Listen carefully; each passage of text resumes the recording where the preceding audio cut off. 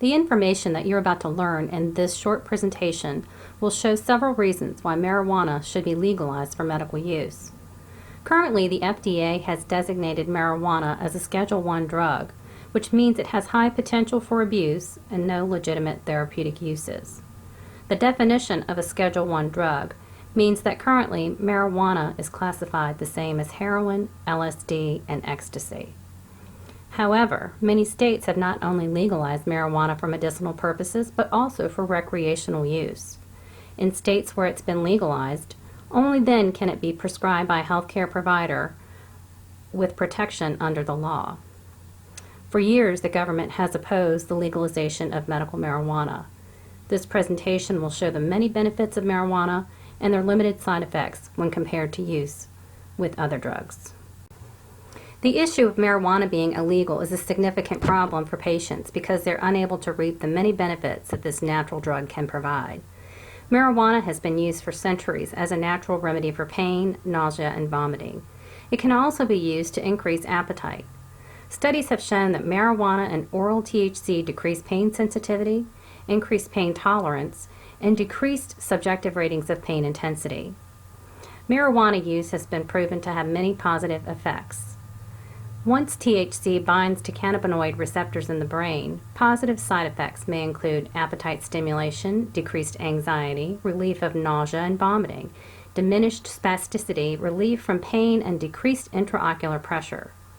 Even with the studies that show the positive effects of marijuana, it still remains illegal under an antiquated federal law. Many nursing organizations support the interests of patients in their code of ethics and specifically cite the need for medical marijuana. As far back as 2004, the ANA, the American Nurses Association, is quoted as saying, "The American Nurses Association recognizes that patients should have safe access to therapeutic marijuana or cannabis. Cannabis or marijuana has been used medicinally for centuries. It has been shown to be effective in treating a wide range of symptoms and conditions." Some other examples found in their Code of Ethics which can be applied to this topic are Article 1, Section 4, with regard to self-determination, states that patients have the moral and legal right to determine what will be done with and to their own person. Article 2, Section 1, states each plan of care must reflect the fundamental commitment of nurses to the uniqueness, worth, and dignity of the patient. Nurses provide patients with opportunities to participate in planning and implementing of care and support that are acceptable of the patients. And finally, Article 8, Section 3, states advances in technology, genetics, and environmental science require robust responses from nurses, working together with other health professionals for creative solutions and innovative approaches that are ethical, respectful of human rights, and equitable in reducing health disparities. The American Nurses Association is not the only association that keeps a patient's need in the forefront of their code. The International Council of Nurses states, in providing care, the nurse promotes an environment in which the human rights, values, customs, and spiritual beliefs of the individual, family, and community are respected. Further, it's a responsibility of nurses to continue learning about other resources to help patients. Research of the use of medical marijuana would be considered a responsibility when interpreting this code. The nurse carries personal responsibility and accountability for nursing practice and for maintaining competence by continual learning. When we look at the legalization of medical marijuana, it is important to know what efforts have been made so we know how to proceed. The change in legislation is brought about through lobbyists and activists, and as far as activism, anyone can get involved to participate in the movement. Through protests and rallying, officials are elected and feel those social pressures. These past efforts have proved successful, but there's still a long way to go. Medical marijuana and its synthetic derivatives are legal in 23 states and the District of Columbia. The past efforts of rallying have decreased some of the social stigma of marijuana. Social perception can be a huge part of getting society involved for activism and change. According to the Pew Research Center, 53% of Americans were in favor of legalization of marijuana. In the year 2000, the approval rating was just at 31%. That's a 22% increase in the last 15 years. Also, experts have noted decriminalization of marijuana would open doors for more extensive medical research and medical application. By electing officials who share these views, they can listen to the public and vote for bills that represent the people. When we look at policies and efforts for change, it's important to note who these policies would benefit. The stakeholders primarily consist of patients, the state, and society in general.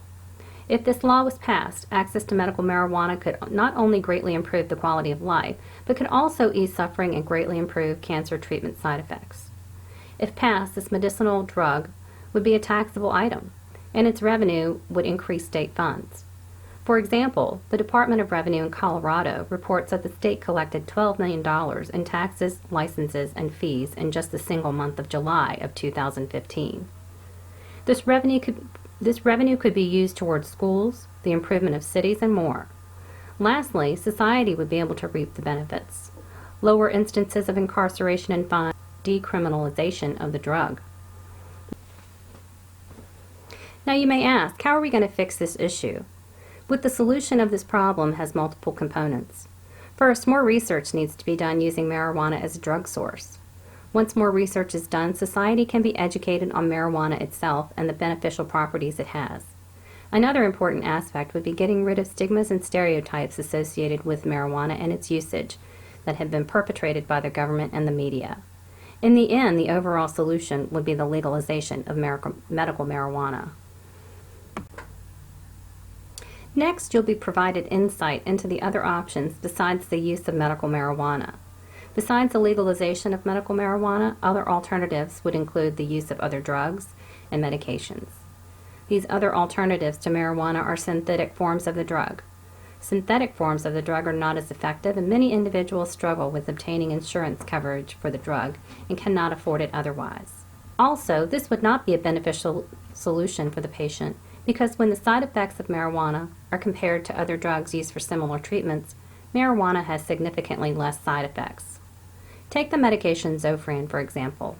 While Zofran relieves nausea, some of its side effects can include headache, fatigue, and constipation. Research confirms that low doses of THC can not only lower anxiety, but can resolve nausea, increase appetite, and improve pain tolerance. If the legalization of medical marijuana was initiated, there would be many steps to ensure the drug would have the most beneficial effects for society. The government and the Federal Drug Administration would need to regulate production, distribution, and the sale of marijuana. They would not only need to develop rules and regulations on marijuana when it comes to use in everyday life and activities. A lot of education would be necessary for patients, healthcare workers, prescribers, and etc. Classes would also be beneficial to help instruct proper use and the impact of misuse.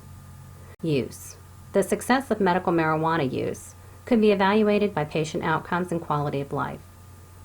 Patient surveys could be completed and statistics determined on the positive effects of medical marijuana has on patients with chronic diseases. Thank you for taking the time to view our presentation.